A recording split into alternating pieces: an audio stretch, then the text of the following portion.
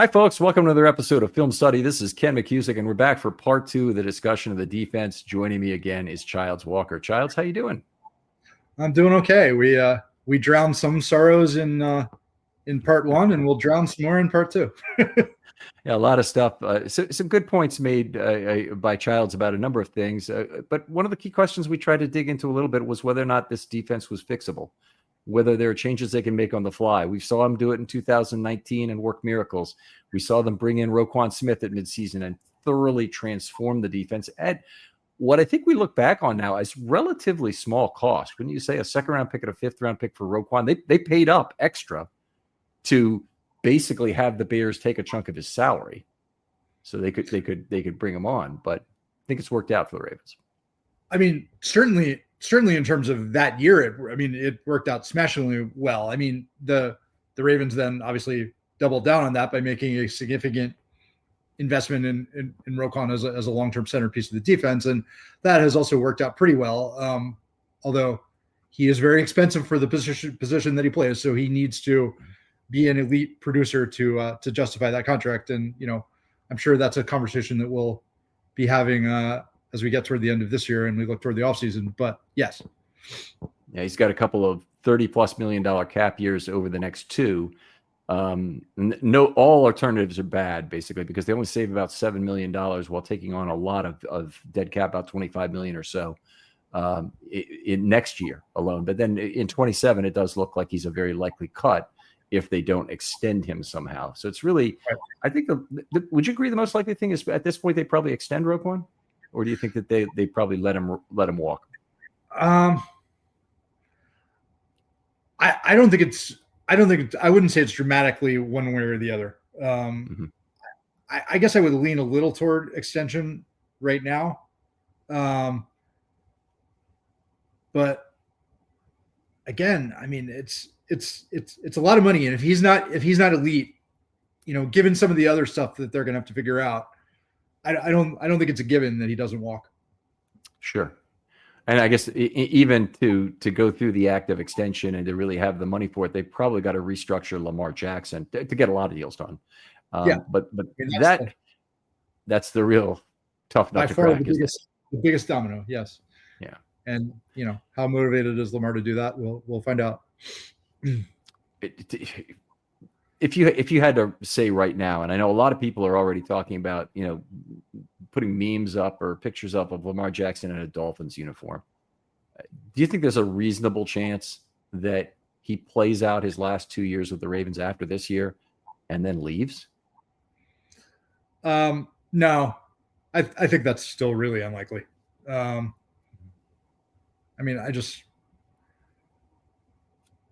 We went through this with the last one, right? I mean, he's not operating on their timeline. He's operating on his own timeline. But I mean, ultimately, I think logic will take us to the place where we think it's going to take us. I mean, as it did with the last one. I don't see why he would be eager to get out of here. Right. I don't either. I think he's got a very good situation. I think he's got an offensive coordinator. I don't know. A lot of people are driving a wedge that, obviously won't work, but they're projecting that there is a chasm between him and Harbaugh in terms of how he's used, or between him and the organization in terms of the talent built around him, for example. But I don't really believe that's true. I think they provided him with the best set of skill position players the Ravens have ever had. The offensive line, another question. They've gone cheap on the offensive line in some ways, but I see it working out. It just doesn't have that incredibly significant friction of the franchise tag available this next time, and it's not I don't think it'd be a lot more money that Lamar would get from another team than he'll get from the Ravens, and he'll get it earlier, and he'll be more secure if he signs it with the Ravens, but. It still worries me a little bit when they go through an offseason where an extension would have made all kinds of sense. And DaCosta talked about going, for a visit down to his place and whatnot, and it doesn't happen. Yeah, I mean, I just think that we've seen enough now that he's. I mean, this is where not having an agent as the intermediary does come into it, right? Because you don't have that person whose sort of default impulse is going to be like, well, we're going to do this like all the other quarterbacks do it, right? Like we know how this works. We know the number is in a pretty tight ballpark, and we'll go back and forth, but we know where we're trying to get and when we're trying to get there. I think that's pretty easy when you have an established agent. You don't have that in this case. So, I mean, it's a lot of it does come down to when does he feel compelled to do it? And I mean, he clearly didn't feel that last offseason. I mean, there will be a lot more urgency at the end of this year. Don't think anything's going to get done during the season. I would be shocked by that. But he's a little unpredictable in sort of when he's going to get motivated about these things, and what is the impetus. I mean, it's not always clear. I mean, I think I think it ultimately plays out pretty logically, and I don't have any reason to think that it won't. But how we get there could be some uncertainty and some tension and whatever else. I mean, we saw all this the last time. So, I mean, the last time, though, basically anybody who wanted to sign Lamar, I'll remind you, all that they had to do was give a first-round pick and give an offer that the Ravens wouldn't match. And that was really the hard part. It was to do both of those things. There's not that additional first-round pick friction this next time. It'll just be, can the Ravens match an offer directly that some other team's making? And it's not necessarily even that they'll be on the level playing field. I mean, if literally he's trying to sign in Miami, or he's trying to play in either Texas or even Tennessee and Florida, which don't have a state income tax, then I think, the Maryland could be at a big disadvantage. Yeah. I don't know. I'm how much things like that would come into play for him. I honestly couldn't tell you, because I mean, he doesn't, when he's asked about this stuff, he doesn't go into any detail on it, sort of what drives him. So it's very hard to say. It really is. And I don't want to attribute to him any motivations that I don't know. I mean, I'm guessing at that point. So yeah. No, that's smart. You're right. And I don't want to put you in that position. Let's go back to the defense. Talk a little bit about the pass rush for just a few minutes here, because this was one of obviously the frustrations in the game for the Ravens.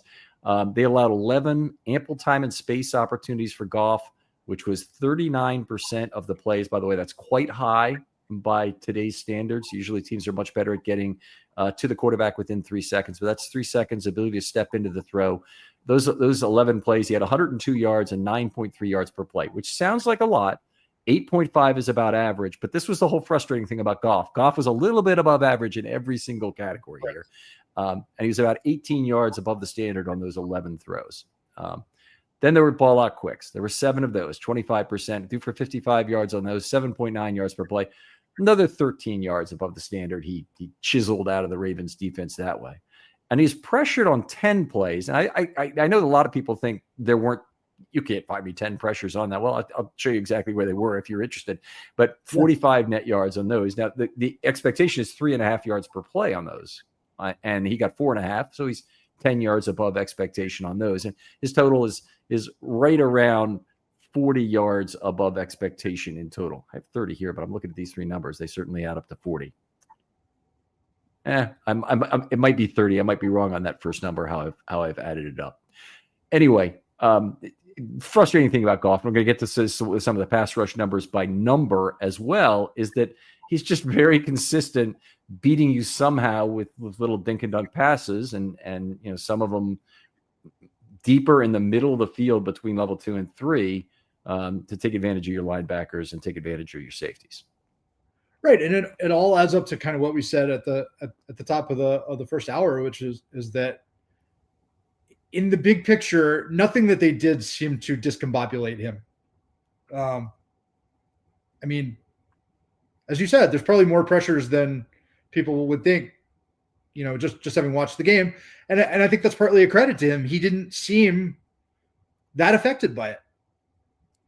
Yeah, I think that's a very good point. Is he knew exactly how to read hot, how to get rid of the ball quickly when he needed to, and never put himself in a position where he was at really a lot of risk of having a sack. And when he did get in a position where he had to move around the pocket, one time he ran for yardage, but most of the time he just got rid of the ball pretty quickly into an empty spot on the field whether or not it should have been called as intentional grounding or not. And I think in all those cases, one of the things Jared Goff's learned very well in his pro career, out of necessity, is how to get rid of the ball in a way that will not be called intentional grounding. Right. But I mean, I think we all at this point who've been watching football for a long time, you just sort of have a sense of when a quarterback is affected by pressure, when he's thrown off his game by it. He was the last time they played the Ravens, right? In 23, he was clearly affected by pressure in that game. He was not last night. I mean, it just didn't. I mean, watching the game, you never had that feeling, and even going back and seeing the individual instances of pressure, as you said, there were 10. You still didn't come away with the sense that, he was off his clock. Yeah. And it much like the Allen game, Allen moved off the spot, moved to another part, made a big throw. Goff moved off the spot, moved to another point, and then threw the ball away a lot of the times, or ended up minimizing the damage or making a short throw, but it wasn't necessarily a great one. I look at the number of pass rushers. With 3, 2 plays, 12 yards, 6.0. With 4, 14 plays, 95 yards, 6.8. With 5, 8 plays, 58 yards, 7.3. You see where I'm going with this. So 6, 3 plays, 17 yards, 5.7. I mean, and the one time they rushed 7 against him was the 20-yard throw on 4th and 2 to win to basically seal the game. So he threw for 7.2 yards overall. There's nothing that's any tremendous amount different from that in terms of numbers. So frustrating as hell, I'm sure, for Orr and the Ravens defense in terms of their inability to get there and inability to scheme up something that would be different. And I think the Lions are thrilled with that, right? And against the top opponent, I mean, that's exactly what they want, especially when their running game is wearing the Ravens down and ultimately breaking them. I mean, if in all honesty, if the Ravens would be happy to get the Lions' performance, maybe just in the passing game over an entire game, because it's a very low variance kind of a way to run your offense. And that's what the Ravens offense is missing this year. It's not the big plays. It's the problem is that they have too much of a barbell of results. Yeah. Yep. We want to talk briefly about some other schematic elements that Orr threw at them. They threw 7 off-ball blitzes at Goff, which is very low for the game, only 0.25 per play. And they got 44 net yards on that, 8.8 yards per pass. Again, you're going to notice some consistency in this. 4 stunts, all singles, 8.3 yards per play. Simulated pressure twice, 8.5 yards per play. It's even a little bit worse when you threw any kind of additional scheme at Goff when you do through no scheme, and it's incredibly consistent, which is frustrating as hell. Yep. Defense has to manufacture variance of result. They have to gamble much more than the offense does to win in the NFL today. Completion percentages are too high, and particularly when you're facing a team that's so comfortable with 4-down football, it's too hard to get the other team off the field without generating high variance outcomes in terms of individual plays. Yep. All right. Let's jump on and talk about some of the individual performances in this game. We always like to let the guest go first. Who would you like to talk about? Let's talk about Marlon Humphrey, who had I think a very difficult game overall. Not that he did everything poorly, but he had a couple missed tackles. And St. Brown just cooked him on a couple of really big plays. I mean, on the touchdown and then on the 4th down, which is, as you said, I mean, his hold made that a successful play, whether they ultimately completed over the top or not. But I mean, it ends up being a double indignity, right? Because Marlon holds him and then St. Brown still beats him for the big play down the field. So, I mean, you saw Marlon just sort of looking defeated and perplexed after that play. And, that was very much his tone in the locker room after the game. I mean, he did sort of stand up in front of a crowd and take his medicine in the locker room after the game. And, I mean, you see him trying to sort of take on the leadership mantle of this defense in a lot of ways, to be the voice of experience and say, this is the standard we should be shooting for.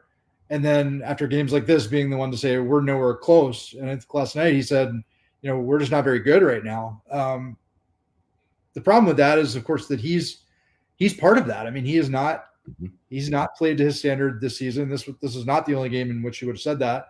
This is maybe his most obviously poor game of the season, and maybe one of the most obviously poor games of his career. Just when you look at some of the signature plays. But it's interesting watching him sort of navigate that line, not just as a player, but as a presence in the locker room. And I don't know how that looks to you. I mean, you're looking at it from a slightly different vantage. Well, you have that advantage of access, Giles, and it's a great benefit to you, no doubt about it. I would say it's his tone is very different from last year. Last year, he was clearly pissed off at the safety play, and without pointing the finger directly at those two, he said, "Look, we all need to get on the same page." And I'm paraphrasing here some. If you want to play football the Ravens way, do so. If you don't, you shouldn't be on the field, kind of thing. Right. And he didn't exactly say that, but it was very clearly directed at Marcus Williams and Eddie Jackson. I think that was me. I'm sorry. Okay, no problem. Anyway, so a situation where it's not ideal, and Humphrey has made this transition to slot corner, I think, very effectively, and used his physicality in ways that have really helped the Ravens in terms of the run game and whatnot. This wasn't a game where he looked particularly strong there, I think, pretty obviously to most people who watch the film. But I think the day is coming when Marlon Humphrey moves to safety. And when that happens, I think he will be a great free safety or half field safety in this league. I think he has those characteristics. Yeah, and I know you've said that when I've been on in the past, and I mean I see it's kind of the Rod Woodson path. I mean, not the exact same skill set, but some of the same skill set, and you can definitely see why he would be excellent in that role. It's interesting. I haven't heard him. I'm not sure I've heard him talk about that directly, or even be asked that directly. I asked him the question last week. That's right. Yes, you did. Yeah. What did he say? I can't remember. So I asked him, have you had discussions yet about a possible move to safety at some time in the future? And his first thing was, no, those discussions have not occurred, but it's always something I saw myself doing, is moving to safety towards the end of my career. So it's great. I mean, it's first of all, I don't think you could be more effective in terms of your answer than the way he did it. I don't even get the sense that he needs to be completely coached, even though he's a little bit of a wild card as a communicator sometimes.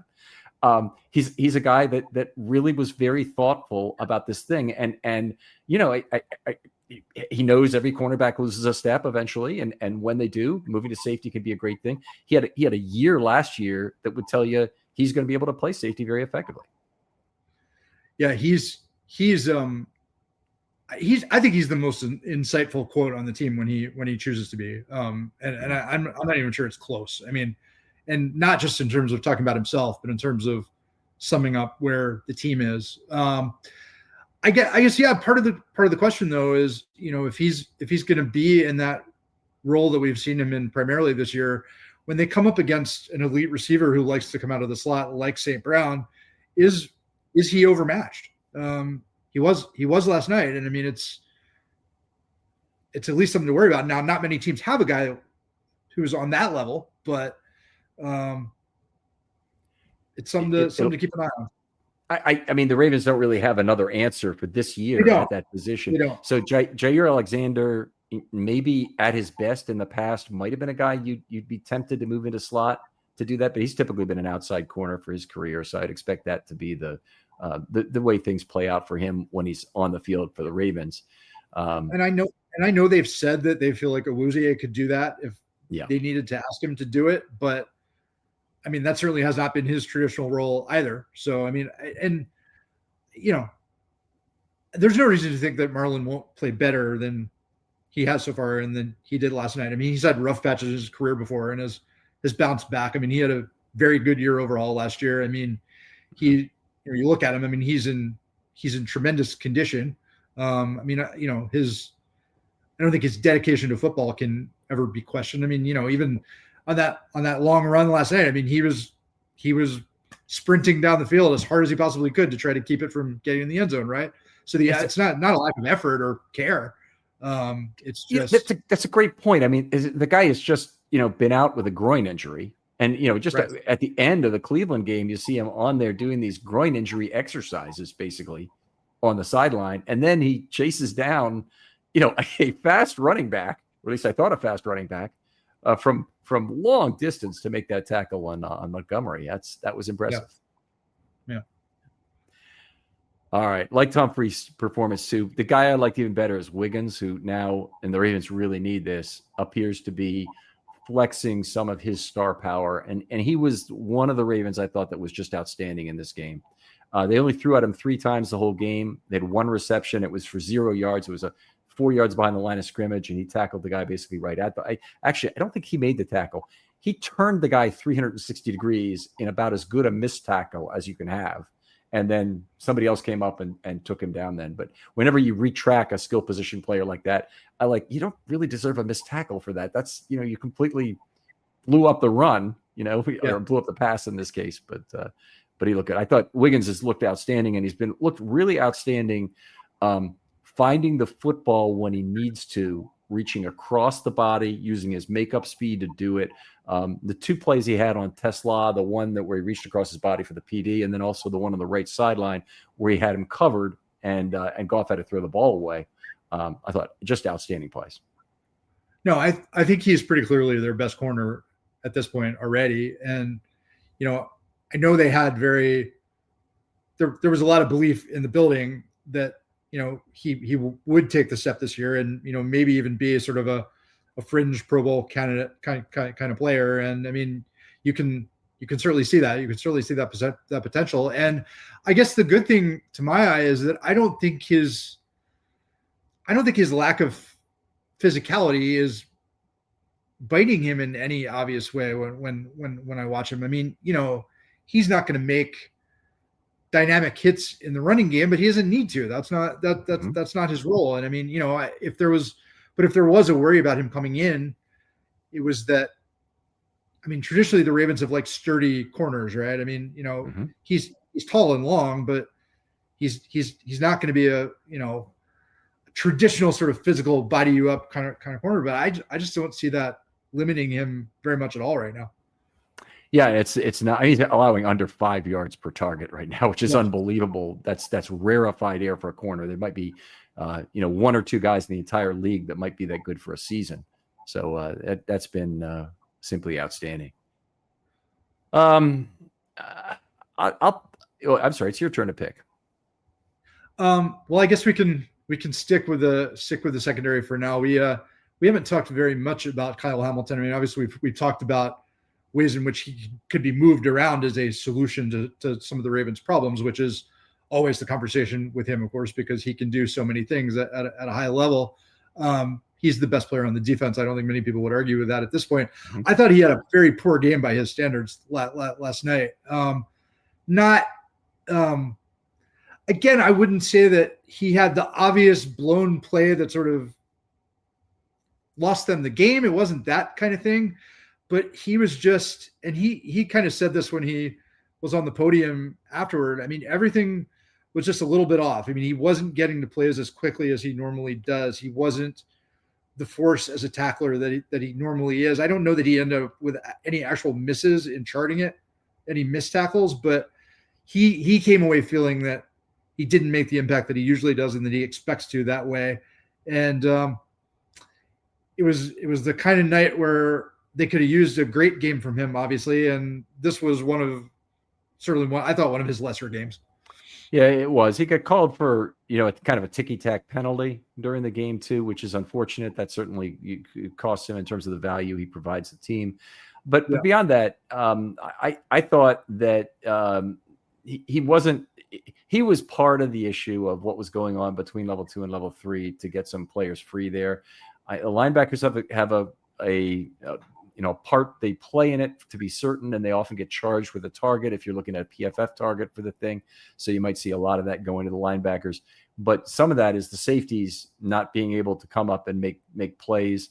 I thought that each of Starks and Hamilton had some weakness in this game. And frankly, I'm probably I'm not concerned about Kyle Hamilton's ability to come back from a game like this and play well. He's given up. He was given up 2.5 yards a target or thereabout coming into this game. He's up to 5 yards a target right now. I'm not concerned about that. It's fantastic rarefied air again for a safety, but I'm a little bit concerned generally about the Ravens defense and their ability to close down that area between level 2 and 3, which in recent years has been the area opposing quarterbacks have really picked on because it's where the Ravens are weakest. And it goes back to the days of C.J. Mosley, who was a good coverage linebacker forced into a very extreme coverage role by who was playing next to him for a lot of his Ravens career. And it just meant more is being asked of him. Same was done of Roquan Smith until this year. They're asking Buchanan to do more. He has not shown to be particularly great at it so far, but he's been in the passing lane a little bit. I can see him, basically taking away some throws from quarterbacks, but it's hard to see the impact on the throws that are made and really say that it's been fantastic relative to what they've had there before. But Roquan's been freed up to do some other things, which has been a plus this year. What have you thought of Starks so far? I mean, I guess I've kind of thought he's been non-disastrous, but I don't see him elevating the defense right now either.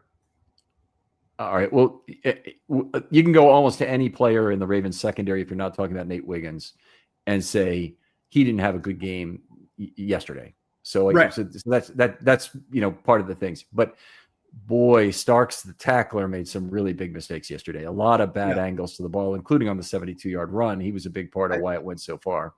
I think he had the most missed tackles on the team, if I'm not mistaken. PFF's got him for 3 here. I would doubt if anybody had more than that, although I know that various charting services have some extraordinary missed tackle numbers. I saw somebody had 20 missed tackles. I know. I mean, it's got to be the most draconian method I've ever heard of. It's like, how are you setting that? Because I look at PFFs, who I consider extremely draconian, and they're the one that I can actually talk to the people there and say, did you call that a missed tackle? Did you call this a missed tackle? It surprises me, and they'll look at it again and they'll say, yeah, here's why, or they'll give me the graders' comments on it directly. I mean, they're very open about this stuff. I don't know who this other service is called 20 missed tackles, but PFF had 9 in the game. So the difference between 20 and 9 is night and day. But needless to say, Starks had a tough game from a tackling perspective. I thought things were getting off to a very good start when he got in the passing lane in a loose bracket variety, meaning he's behind the receiver, and he got in the lane to drop the interception in the first game against Buffalo. But I since then we've seen precious little that's really been good about Starks. He stretched one play out to the sideline in this game. That was good.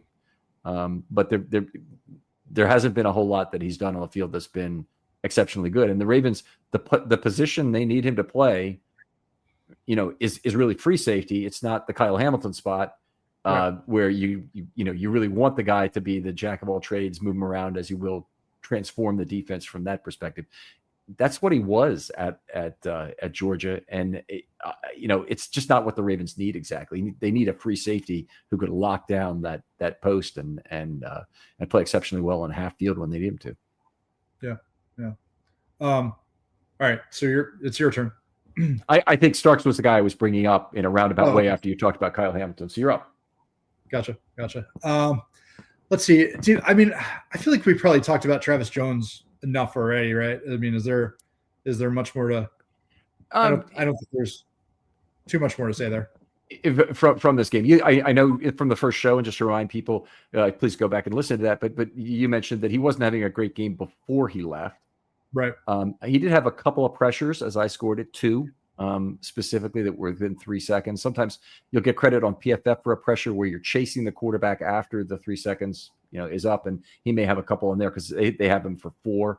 But I didn't think I still don't think that Travis Jones is Michael Pierce or certainly Brandon Williams in terms of setting his feet versus a double team. He takes a lot of double teams, and he's got to be probably even a little better than he is in terms of setting his feet. He's a mile ahead of CJ Okoye, who's terrible at it for a man his size. But he's behind both Pierce and Williams, who are truly elite at taking a double. Tony Siragusa be another one from Ravens history.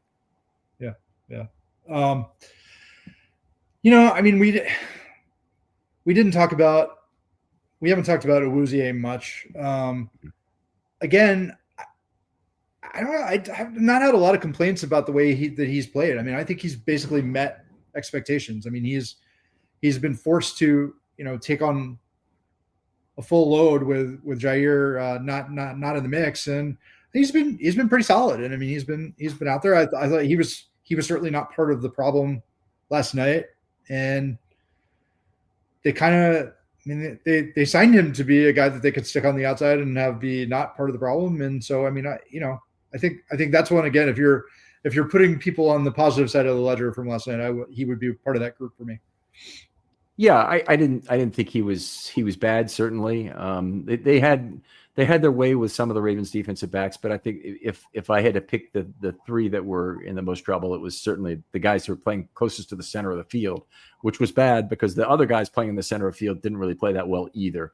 Right. Roquan, I thought, was kind of an exception to it, but they were very effectively getting to him and blocking him when they were on combination blocks and climbing usually with the guard. Very effectively. So that was a shame to see. But Roquan had some impact plays early in the game. He was part of getting them off to a very poor start. And of course, Roquan had one of the greatest games ever by an inside linebacker for the Ravens last week. Last week, yeah, against Cleveland, yeah. We got a related question on this, so let's jump out to the mailbag for a second. And this is a Travis Jones question from Angelove85, who says, "Hi, Ken. Why can't the Ravens generate any pass rush, and can it be fixed? Is it coaching, lack of effort, or just below average players? Also, did Travis Jones cost himself in a contract year as he looked underwhelming without Madubuike?" Two questions there. Yeah, there's a lot of different stuff in there. So first of all, did Travis Jones cost himself yesterday by having the guy next to him not be as effective as Madubuike? Is how I'm reading that question, or having him not being as effective with somebody other than Madubuike would be the other way to look at that. I mean, I don't think that one game is going to change Travis Jones's value or change the way that the Ravens view him. But if it is either A, part of a pattern, or B, it was because he was hurt, and being hurt either hampers him when he's on the field or keeps him from being on the field, could that limit his value? Sure. I mean, that's always it's always a factor, and that's the unknown right now. We really don't know. But I mean, in terms of one game taking away the sense that he's an impact player on the interior, no, I don't think so. I mean, I think he's shown that he is, and they have a very high opinion of him. Yeah, and I think anyone watching the film of the Ravens when he's been healthy the last couple of years would say the same thing. And they project Travis Jones into their starting lineup and see how much more effective he'd make their three tech. And that's my concern, is that the Ravens really have a guy that may be very difficult to sign based on how other teams feel about him.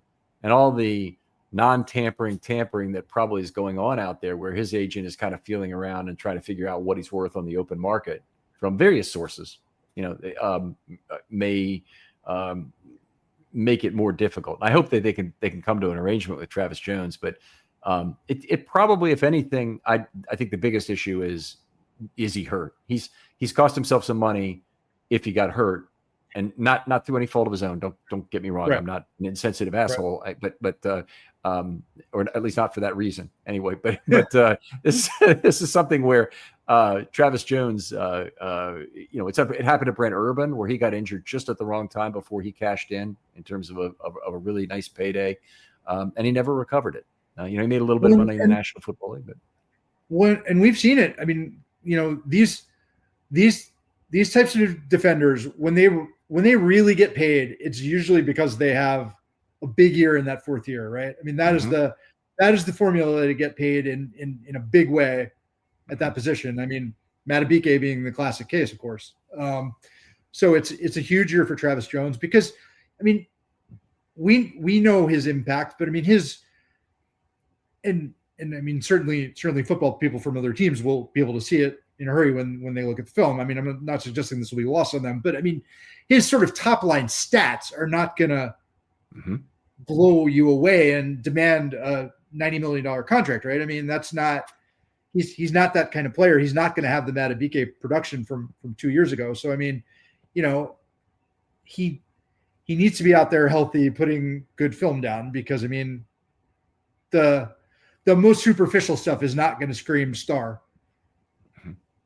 He's very much like Haloti Ngata in that way. Haloti Ngata never. Although I think Haloti was a little more spectacular with the athleticism. I mean, Haloti would do stuff to be on a highlight reel multiple times a season. Travis Jones so far hasn't really been that kind of player. That's fair. Yeah, that's certainly a good point. We've seen from Travis Jones this year, which I've been really excited about, has been beating some individual double teams, particularly in that Cleveland game where they completely committed to it. In fact, to their own detriment, they left themselves with 2-on-1 matchups on the outside versus the left tackle on at least one occasion, maybe two, where they had committed to have the left guard Bitonio and the center Posick block Travis Jones. And they could not get away from that because that was so central. I call him Travis, I dare you to single me Jones at this point. He's a very exciting player, and I don't think he particularly cost himself a lot of money in this game. What was the other part of that 11-part question there? Let's see, Angela. I guess is the pass rush fixable? Is it a question of coaching or effort? And I mean, look, to get to those things, I mean, I don't really think it's a question of coaching or effort. I mean, I think to me, it's a question of personnel more than anything else right now. I mean, look, at the most simple level, they didn't have their two most productive pass rushers last night. I mean, that's no team is going to be in an optimal situation when that's the case, especially not against an opponent of that quality and that versatility. So, I mean, it's, they were in a bad spot to start, and it turned out to be even worse than we thought. Yeah, and it got worse when they lost Travis Jones too for the game. So that was obviously a bad situation. Detroit had almost finished passing the ball at that point, but they had that one big fourth down play that was still left in the tank. So, an unfortunate set of circumstances. The question I guess I would ask that relates to it is, do you think if the Ravens had a way to go back in time a week right now or 10 days or whatever it would do to do it, that they would sign Jadeveon Clowney and have him now here as their fourth outside linebacker instead of Ajabo? Yeah. I mean, it's an interesting question. I mean, I guess we're not sure what Jadeveon Clowney has left in the tank, right? I mean, that's not a settled issue. I mean, he had a weird year last year after having such a terrific year with the Ravens in 23. I mean, he's such a spectacular athlete, and I mean, he fit in so well here before that. I mean, you would lean toward thinking he would be a positive, certainly compared to a guy who's not even playing. So yeah, maybe. But would I be 100% confident that Clowney would be an impact player again this year? I would not be. I wouldn't be absolutely certain of that. Right. I don't think you can ever be absolutely certain. I would agree entirely with that. Let's see. Here's another question from Adam Costanza, who asks, would it make sense to try Lowry at deep safety to free up Kyle Hamilton? Felt like we could have used his playmaking ability closer to the line of scrimmage to stop some of the Lions' runs before they got started, especially given they didn't test us deep. Well, and I mean, you sort of threw out that possibility yourself before we even got the question, right? So I mean, it's definitely an interesting thing to toss around. I don't have a great feel for what their internal scouting report on Lowry would be right now. I mean, I certainly understand why he made the team. I mean, he was incredibly impressive from the moment he showed up. He's a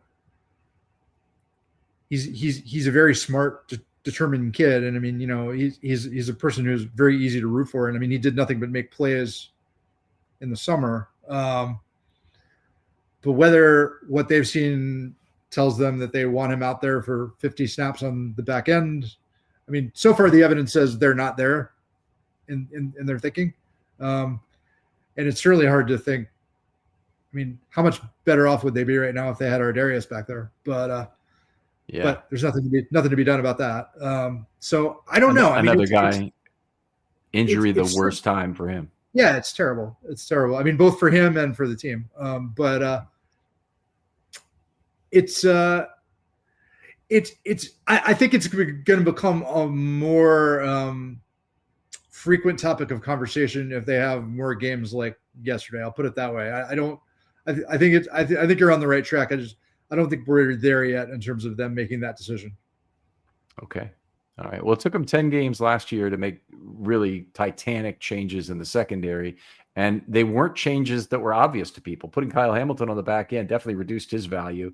Not that he isn't still, the comparison I make, he's the queen of hearts on the back and he's the ace of spades if you can play him close to the line of scrimmage. He's a dynamic player. In terms of Ardarius, though, that was a real question as to whether that might work out. Tackling is such a central part of the role. Could you really expect him to do that? And there were questions about working out, but he made up for it in a lot of other ways last year. Okay, a little more from the mailbag here. Jacob, he's at Prof_Boggs has just a comment for us. He says, it seems like each year the Ravens have to fix a previously unforeseen horror. At the trade deadline, are you going OL, cornerback, or defensive line? If Madubuike comes back, I'd trade for an offensive lineman if there's someone available. But man, it looks bleak right now. I guess there is a question in there is where do you think not necessarily where do you think the Ravens go? Where would you go, Childs? In terms of if I were going to add somebody? Yeah, so it's outside linebacker, pass rusher, or cornerback. Or defensive tackle, right? Did you say defensive tackle? It's defensive line, offensive line or cornerback. Yeah. I'm sorry, those are the three. Yeah.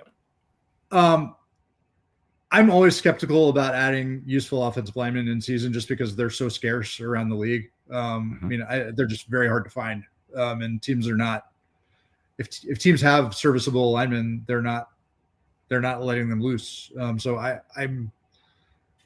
think you're probably working with what you have there mostly. I mean, could you bring in a veteran to give you some ballast? Maybe, but I don't think to start. That just doesn't seem likely to me.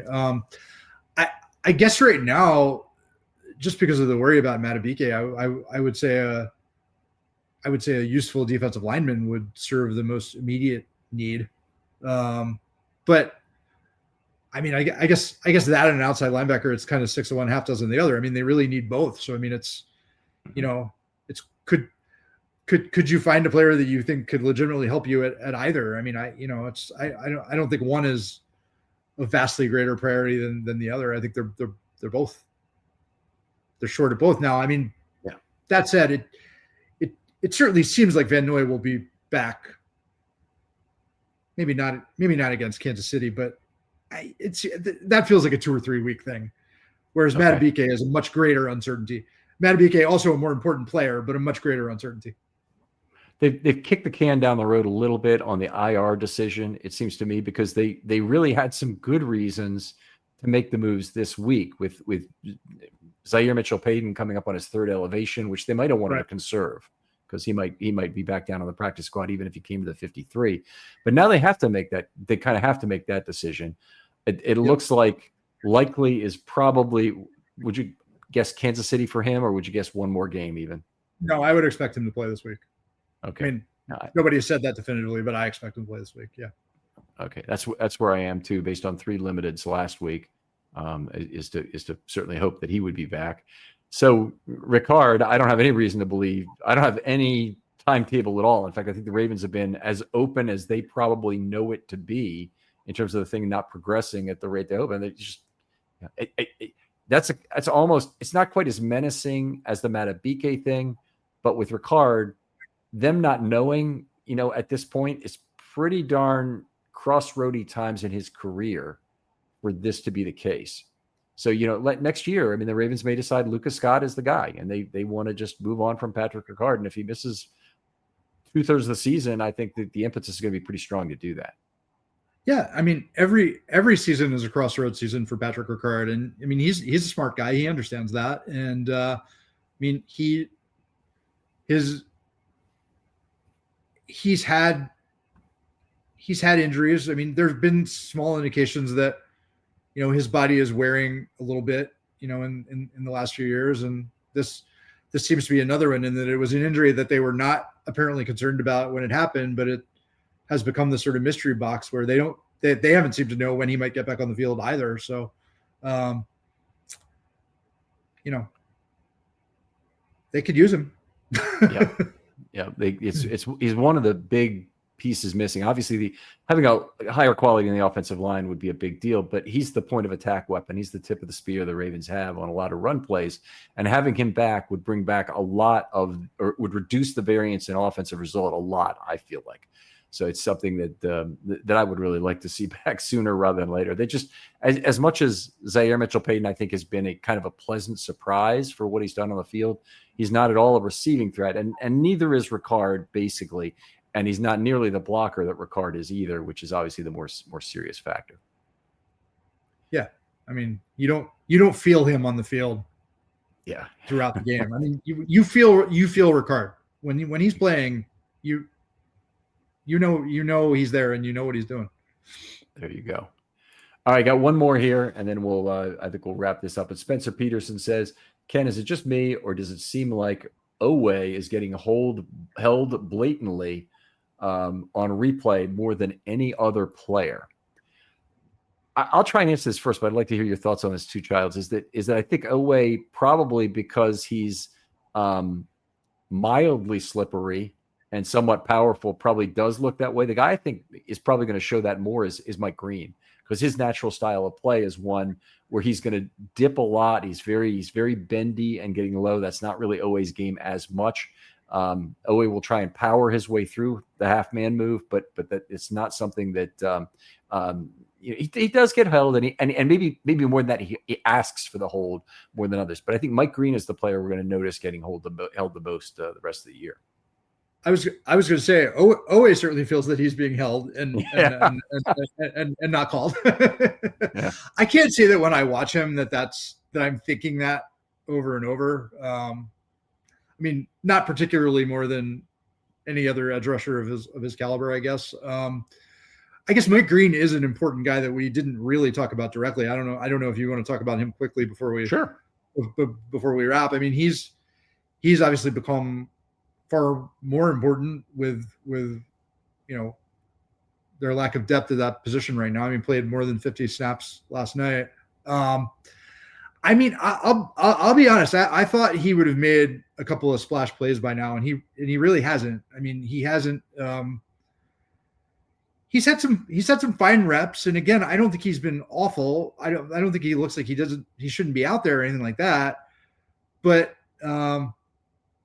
he hasn't really put his imprint on a game to this point, and certainly their hope was that he would be that kind of guy. That, I mean, he would be a guy who could make a play that might swing a game against a team as good as the Lions or as good as the Bills. And that's a lot to ask of a guy in his first 3 games ever, coming off, coming out of Marshall. So, I mean, I get that. I think everybody gets that. And, you give him time, but he hasn't sort of exploded off the screen like I felt like he did at times when he was playing against backups in the preseason. And again, not shocking, but we haven't seen that sort of next level thing that some people in the building think he can be. I think that's entirely fair. One of the things about Green is that, first of all, he's still gaining, I think, a lot of his grown man strength. But I think I love the fact. I hate the fact that he's getting a trial by fire because Van Noy is hurt. I love the fact that he's getting a trial by fire over, say, Ajabo getting snaps. I really love that, because there's so much more of an upside with Mike Green and him playing 52 snaps and Ajabo playing 6. Okay, maybe would I like it better if it was 45 and 13? Maybe. But I like Green getting the majority of that snaps and getting a chance to get those live fire reps. There's nothing like it. There's nothing like it that players do at any time in camp to gain that experience against true elite talent that will use every dirty trick in the book against them. And, they just take Henry will not stiff arm other Ravens players during camp is just a perfect example of that. Even if they had a live practice day for any reason where they actually tackled, which they don't, he wouldn't do that. He never plays in the preseason. Green did, obviously, so he had at least some of that going on, but he didn't play against elite talent there. So it was really a question of getting this live fire during the season. And the difference between him and Ajabo, not just talking about this year, but talking about in each respective rookie year, has been Green's gotten a lot of playing time. Yeah. All right. Great talking football with you as always, Childs. We'll call it here, but I really appreciate you making time for this. Not a small commitment to come on here for 2 hours, but every time we have a conversation, I thoroughly enjoy it. Tell people where they can find your work at the Banner and talk football online with you if they want. Yeah, always good to come on. I'm at Childs Walker on Twitter, and you can read my stuff on the Baltimore Banner. The thing that you get every week is, I do the 5 things we learned from the game. That goes up, first thing the morning after the game. So, you could have read all of my thoughts on what happened yesterday at 5:30 a.m. this morning. So that's the thing you get every week, and then other sundry features along the way. So yes, please subscribe to the Baltimore Banner if you have not already. Okay, I want to ask you about that specifically because that's one of the things I really enjoy reading for you. Have enjoyed for years from the Sun, whenever I've been able to get it. But the 5 things we learned from the game. What's your timeline for a night game then? So that game is ending around 11:30. Do you already have a good outline of the 5 things are by the time the game ends, or do you need to go back and do? Yeah, so I'm thinking about it throughout the game, obviously, and I've been doing it so long that I'm sort of processing the game through that lens. And there's usually probably 1 or 2 things I know that I'm going to want to hit going into the game, just because there's such important questions going in. Certainly, last night, it was how are they going to compensate for Van Noy and Matabike not being there? That obviously ended up being a huge story of what actually happened in the game. So that was it was not hard to run with that one. Also thought it was going to be important to look at the offensive line. Would they have a little bit of a bounce back from uneven at best performance against Cleveland? So that was something I'm thinking going in. So I always have a few that I'm thinking going in. Usually try to do sort of a general overview of what I think this game means to the broader picture of the season and the first item. So that's I have sort of a rhythm that I have in mind, but there's always stuff that surprises me. Last night, I think it was just the rawness of Derrick Henry's reaction to fumbling again. To see a player of that accomplishment and that sort of mythic physical stature be so clearly he was distraught. Yeah. He was shaken by what happened. He was, you saw it on the field, and then that was very much still the case in the locker room. He was having trouble sort of finding words to explain how he was feeling about it. And I sort of appreciate it. I found it poignant that he was, he sort of called us over in the locker room because he knew he needed to talk about it. And, I thought it was a very unvarnished view of him, whereas he's normally, he has every reason in the world to be the most confident guy on the field, right? Based on his accomplishment and everything that he puts into it. So to see that vulnerability last night, I thought was striking. So that ended up being an item because it just really struck me. And, sometimes it is something from the post-game locker room instead of from the field. So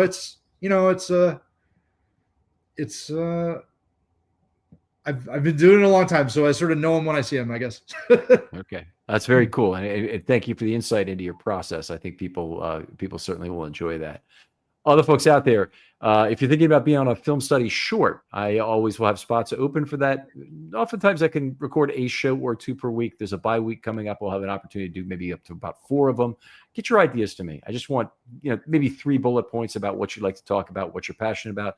A narrow topic is always good. Something we can discuss in about 20 minutes. The whole point is to have some content that's a little shorter, thus the name, than my typical content, like Childs and I have been doing here for 2 hours that ends up being 2 shows. But appreciate you all very much. Thanks for listening. Childs, thanks for coming on again. Ken, always good to be with you, and look forward to the next time. And we'll talk to you next time on Film Study.